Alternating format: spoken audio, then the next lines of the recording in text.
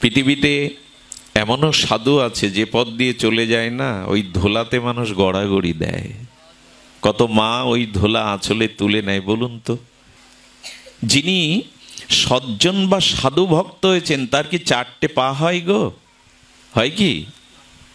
যিনি সাধু হয়েছেন তার মাথা কি 2-4টে বেশি হয়? হাত 4টে হয়? আপনার আমার মতোই তো। কিন্তু তার পাদ ধুলো নেওয়ার জন্য মানুষ কেন ব্যাকুল হয় না? তার মধ্যে সাধুত্ব, ভক্তি বা সজ্জনত্ব আছে এই জন্য। আর কেন নেয় জানেন? ভোগীর কাছে গেলে ভোগ চলে আসে, রোগীর কাছে বারবার যাতায়াত করলে রোগ চলে আসে। যোগীর কাছে আসে যোগ, ভোগীর কাছে আসে ভোগ, আর রোগীর কাছে রোগ। আচ্ছা, সেই রোগীর কাছে যদি রোগ থাকে তবে এইটুকু বলবো, সাধুর কাছেই আছে শুদ্ধতা, ভক্তি, প্রেম। এই জন্য মানুষ যায় বা গ্রহণ করে। তো এই জন্য আমাদের উচিত ভেতরে সাধুত্বকে প্রকাশ করা। আচ্ছা, ভেতরের সাধুত্ব প্রকাশের জন্য আমাকে কি করতে হবে? আমার ভেতরে প্রেম কিন্তু আছে। পৃথিবীর এমন কোনো প্রাণী নেই যে যার হৃদয়ে ভগবান ভালোবাসা বা প্রেম দেননি। একটু মজার কথা শুনুন।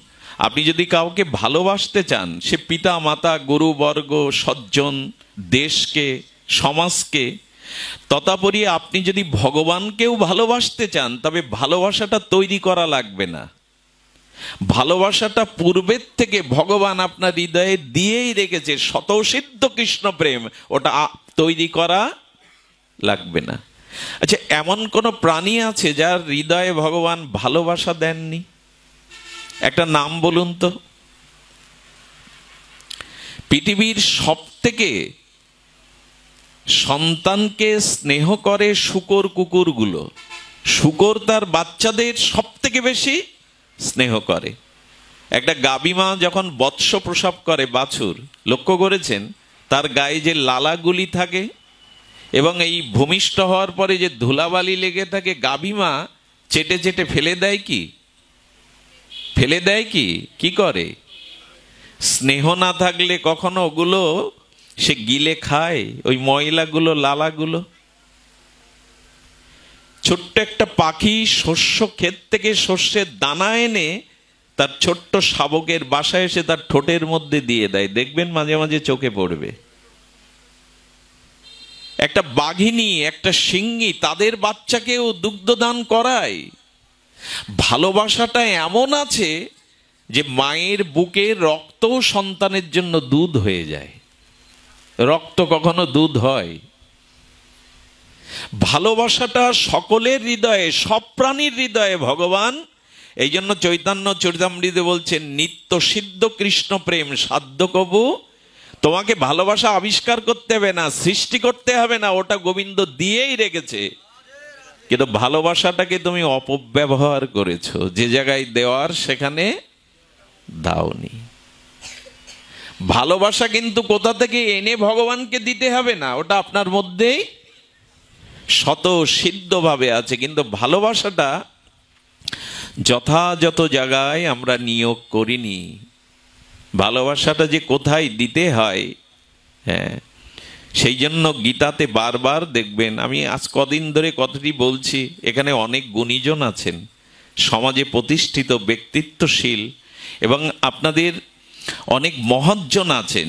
কিন্তু পৃথিবীর কোনো মহৎজন আহাম্মক ছাড়া, কোনো মহাজন, কোনো ব্যক্তিত্বশীল, কোনো সজ্জন, কোনো সম্মানীয় জন কোনো জায়গায় গিয়ে বলবে না আমাকে প্রণাম করো। বলবে কি? উঠে দাঁড়িয়ে কেউ বলবেন আমাকে মালা পরাও, আমাকে অভিনন্দন করো, আমার স্তুতি করো? এ কথা কেউ বলবে না। তো ভগবান কেন বলছেন আমাকে মালা দাও, চন্দন দাও, স্তুতি করো, প্রণাম করো, মাং নমস্কুরু, হ্যাঁ, মৎ চিত্ত মদগত প্রাণা। এরপরে বলছেন মদ জাজি, সব আমায় দাও, মালা, চন্দন, স্তুতি, ভালোবাসা, সম্মান, সবকিছু। যে কোনো সম্মানী লোক এটা চাই? তো ভগবানের থেকে বড় কেউ আছে? উনি চাইছেন কেন সম্মান? যে আমার স্তুতি করো, আমার বন্দনা করো। আমাকে মালা দাও, আমাকে চন্দন দাও, আমাকে অভিনন্দন করো, বলছেন কি না আরতি করো। কেন চাইছেন তিনি? তার এগুলি অভাব? মালার অভাব ভগবানের? এই ফুলের গন্ধগুলোও তো গোবিন্দের চরণ থেকে আসছে, গন্ধটাও তার। যেখানে আকাশ রূপ বরণ ডালাই চন্দ্র সূর্য প্রদীপ ভগবানকে আরতি দেখাই, সেখানে মাটির প্রদীপে আমি কি আরতি দেখাবো ভগবানকে? এটা প্রয়োজন তার? কথা বোঝা যায় কি? আকাশ যদি বরণ ডালা হয়, চন্দ্র সূর্য প্রদীপ হয়ে ভগবানকে আরতি করছে, তো আমি মাটির প্রদীপে কি আরতি দেখাও তাকে আলো দেব? সমুদ্রে 2 বালতি জল ঢেলে কি করব আমি? সে তো পূর্ণ। 2 বালতি জল নিলাম বা তাকে ঢেলে দিলাম, এটি মন দিয়ে শুনতে হবে। গোবিন্দ বলছেন আমাকে যে প্রণাম করে, আমি কি করি জানো? জগৎকেই জানিয়ে দিই তাকে প্রণাম করতে। কথাটা বোঝা গেল না? ভগবানকে যে প্রণাম করে, জগৎ তাকে প্রণাম করে। ভগবান প্রণাম চাইছে কেন?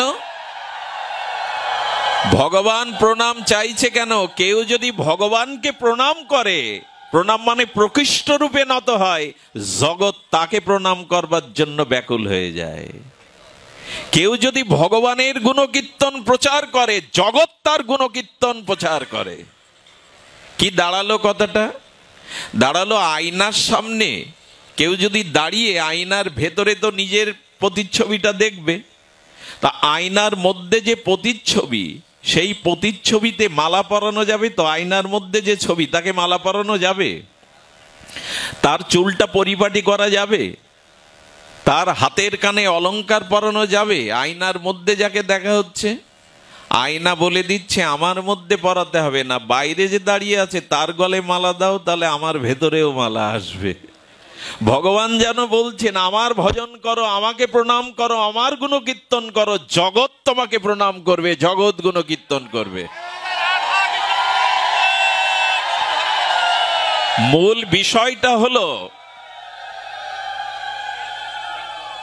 যে ভালোবাসাটা ভগবানকে দিবেন তার কোটি গুণ তিনি আপনাকে দেওয়ার জন্য এই ব্যবস্থা করেছেন।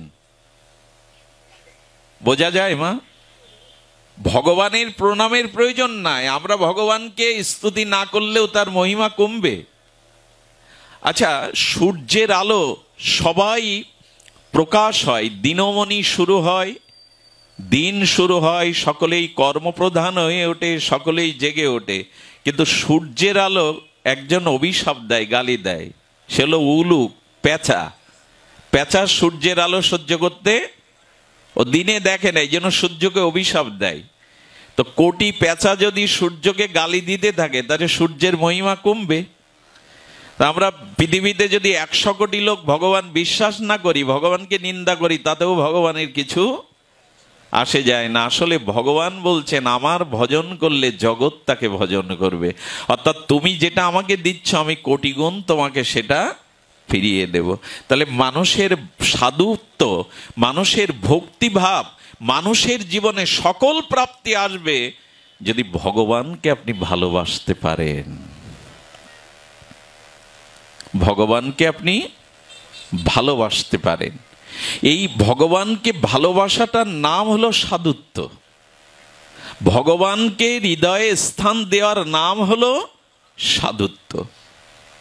এই জন্য সাধু যদি হওয়া যায়, শুদ্ধ সজ্জন যদি হতে পারেন, এ জগৎ আপনাকেই বরণ করবার জন্য প্রস্তুত থাকবে। সুধীজন, এই জন্য এই সাধুত্বটা আমাদের হৃদয়ে প্রকাশ হোক। এই প্রসঙ্গে আচ্ছা, কোন মানুষের ভিতরে সাধুত্ব এসেছে, ভক্তিভাব এসেছে, বা তিনি সজ্জন হয়েছে, লক্ষণ কি? তিলকমালা, পোশাক, এগুলি না। এই লক্ষণগুলি প্রয়োজন, এই লক্ষণগুলি প্রয়োজন না তা বলা হয়নি, কিন্তু এই লক্ষণেই নির্ণয় হবে না তিনি প্রকৃত সাধু বা সজ্জন কিনা। তাহলে সজ্জন এবং সাধুত্ব কোন গুণাবলী মধ্যে প্রকাশ হবে যে ইনি সাধু? লক্ষণ থাকা যায়। মেঘ ছাড়া বৃষ্টি নামবে কি? তা আমি সজ্জন বা আমি সাধু কখন অনুভব করব? বলে 3টি গুণ বা তিনটি তত্ত্ব যখন আপনার মধ্যে আপনি দেখবেন নিষ্কপটভাবে প্রকাশ হচ্ছে, তখন আপনি সাধু, সেই দিনই আপনি সজ্জন। তার প্রথম গুণ হলো যিনি ভগবানের ভজনে ব্রতী হয়েছেন, যার প্রভাতে নিদ্রাভঙ্গ হয় গোবিন্দের নাম দিয়ে, আর যিনি নিদ্রা যাওয়ার সময় গোবিন্দের চরণ চিন্তা করতে করতে চরণেই নিদ্রায় যান, এটাই প্রথম লক্ষণ। সাধুর প্রথম লক্ষণ, আপনার দিন শুরু হবে ভগবানকে দিয়ে, আর আপনি নিদ্রাভিভূত হবেন ওই ভগবানের চরণ চিন্তাতেই। যদি ঘুম না ভাঙে এই চরণেই আশ্রয়। এই জন্য গৌর ভক্তগণ প্রভাতে উঠেই গৌর গৌর গৌর গৌর গৌর শুরু করে দেয়। কিন্তু আমার মতো বিষয় উঠেই বলে চা কোথায়, কি বলে, চা আনো। হ্যাঁ, এটা খেতে পারেন, চাটা প্রয়োজন, চাটা খারাপ জিনিস না, কিন্তু একবার গৌর বলে চুমুক দিন।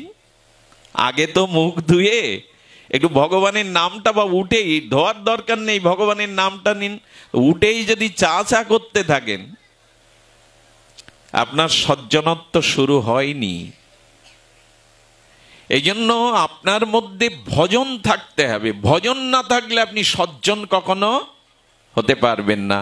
এই জন্য দিন এবং রাত্রি এর মধ্যেও যে সময় ভগবানকে যারা নিত্য নিরন্তর ফুলগুর ন্যায় অন্তরসলীলা হয়ে হাতে কাজ করছে, কিন্তু যাদের চিন্তাটা ভগবানের প্রতি, তার নাম, তার রূপ, তার কোনো লীলা, সে অবনরবত ফুলগুন ন্যায় আর অন্তঃসলীলা হয়ে এই লীলা চিন্তা করেন, প্রথম লক্ষণ এটি।